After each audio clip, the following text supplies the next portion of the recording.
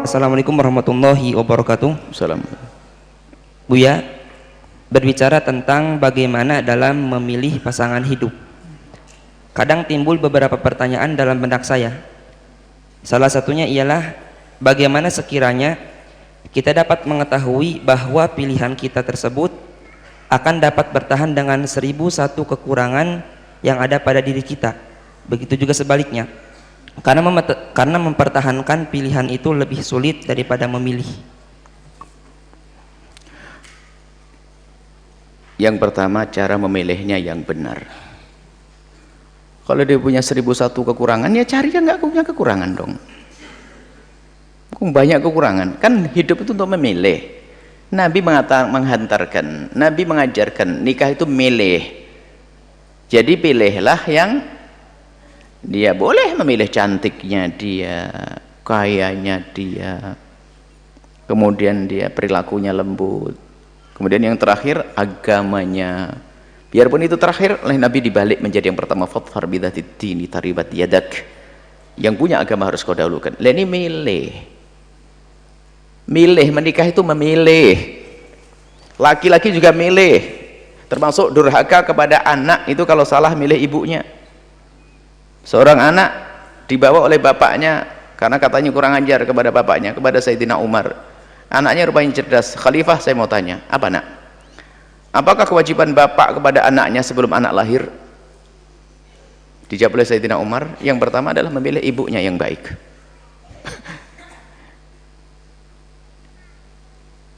Bapak saya tidak pernah memilihkan ibu yang baik untuk saya. Asal perempuan dinikahi. Yang kedua adalah mengajarkan Al-Quran. Yang ketiga beri nama yang baik. Namaku pun pahit namanya, nama pahit, nama tidak baik. Jadi memilih itu penting. Nah, kalau sudah memilih, yang repot itu tidak memilih, terlanjur cinta. Kalau sudah terlanjur cinta, gula Jawa rasa coklat, ya orang bahlul, gula Jawa rasa coklat. Gula Jawa ya gula Jawa. Bahkan dulu pernah ada kotoran kucing rasa coklat. Aneh banget ini. Ini kalau sudah jatuh cinta dulu nggak bisa memilih, itulah yang repot menyelesaikan urusannya. Tapi kalau anda normal, hati anda kosong, saya melihat dia adalah wanita yang baik, solehah, ada kekurangannya, kekurangannya akan dipertimbang. Kekurangannya apa? Ya kurang cantik, tapi dia solehah, kurang cantik, akhirnya dia berpikir dengan iman. Suatu ketika aku akan pergi, aku akan meninggalkan rumah, meninggalkan anak-anak dan sebagainya. Akhirnya dia maju menikah dengan dia. Yang dipikirkan kesolehannya. Maka kekurangannya ditepis waktu hidup. Jadi bahasa waktu sebelum menikah. Jadi kekurangan kalau harus kita terima ya sebelum menikah itu. Tapi bukan karena dia sudah terlanjur gandrung tadi, bukan. Ada seorang wanita ditanya, Neng, kenapa sih Neng kok kamu seneng sama dia, kok pengen nikah dengan dia, apa sih kelebihannya? Nggak tahu mak, kan bingung itu. Ganteng mah enggak, lembut enggak, sudah terjerat dalam cinta, bohong. Baik.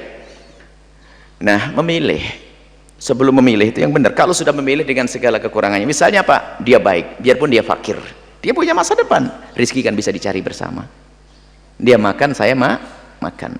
Anggap saja sendiri-sendiri ya. Dia cari makan sendiri, saya makan sendiri. Yang penting halal. Jadi kalau kekurangan itu memang sudah kita antisipasi, gambaran. Tapi kalau sudah santri biasanya yang sombong tuh. Yang biasanya repot tuh santri. Saya itu kalau nikah harus cantik pokoknya. Masalah akhlak mah nomor nanti. Kenapa? Kalau wajah kan nggak bisa dirubah. Kalau akhlak kan saya nasihati setiap hari bisa berubah nanti. Santri sombong itu. Giliran menikah hampir 2 bulan, istrinya teriak-teriak, nggak bisa ngomong, gemeteran dia santrinya. Nggak bisa nasihati. Nasihati apa? Satu kalimat keluar dari mulut suaminya, istrinya balas 5 kalimat. Maka jangan sok sombong santri. Yang penting cantik. Urusan saya kan punya ilmu. Halah. Banyak ustadz itu mengkerut kalau depan istrinya. Nggak bisa ngomong apa-apa. Nggak akan maju. Istrimu pendukungmu untuk sukses. Kalau istrinya nggak benar nggak bisa sukses, bahkan bukan sekedar bisa sukses, nggak bisa dibesarkan. Kalau di belakangmu para santri istri yang nggak benar, bela istri yang benar, akhlak. bisa mendukung perjuanganmu. Sama, hei ada anakku, anak gadis yang solehah, suamimu adalah imammu. Kalau kau salah pilih, kau akan ikut imam yang salah. Milih, jangan hanya terlanjur seneng. Nah, kalau sudah memilih, segala kekurangannya sudah dikira-kira kekurangannya kayak apa sih? Kalau kekurangan fisik, pikir semuanya akan berubah fisik. Yang katanya dulu mancung hidungnya, kulitnya Masya Allah, semakin tua semuanya berubah, ya kan? Pada akhirnya berubah, bahkan kalau mati busuk semua. Kalau fisik bisa, kalau sudah akhlak. Nah, bagaimana untuk mempertahankan? Ya cara memilihnya dulu.